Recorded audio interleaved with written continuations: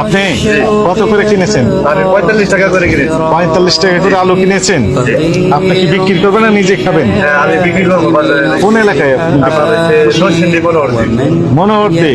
কত করে বিক্রি করবেন আপনি বলেন তো? আমি 50 টাকা করে বিক্রি করে দেবো। 50 টাকা, তাহলে কেজি প্রতি 5 টাকা করে লাভ থাকবে। না না, এবং ভাড়া আছে আমাদের। ভাড়া আছে। এটার পরেও মনে করেন খরচ জোর কেজিতে 2 টাকা বা 3 টাকা ভাড়া পড়বে। আরো মাল নিচ্ছি, হ্যাঁ। শুধু তো আলু তো আর করতে পড়বে না। শুধু আলুই নেননি, আরো কিছু নিয়েছেন। হ্যাঁ, আলুর সাথে আরো অনেক কিছু নিচ্ছি।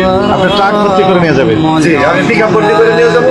কেজিতে হয়তো বা 2 টাকা বা 1 টাকা পড়বে। হ্যাঁ। আমি যদি 3 টাকা লাভে বেশি বা 4 টাকা তাহলে লাভে অনেক বেশি, লাভ। আমার সমস্যা নাই। অনেক লাভ। হ্যাঁ, আমার গ্রামের মানুষে খাইলো। হ্যাঁ। এই যে অনেকে আছে যে 60 টাকা 65 টাকা প্রশ্নই আসে না। ব্যবসার মধ্যে একটা মানুষ সেবা আছে, আমি এতটুকু বুঝি। রাইট। আপনার নাম কি? আমার নাম মোহাম্মদ ইকবাল। কত বছর যাবত ব্যবসা করেন? আমি 17 বছর ব্যাংকে চাকরি করছি, পরে ব্যাংকে চাকরি ভালো লাগে না।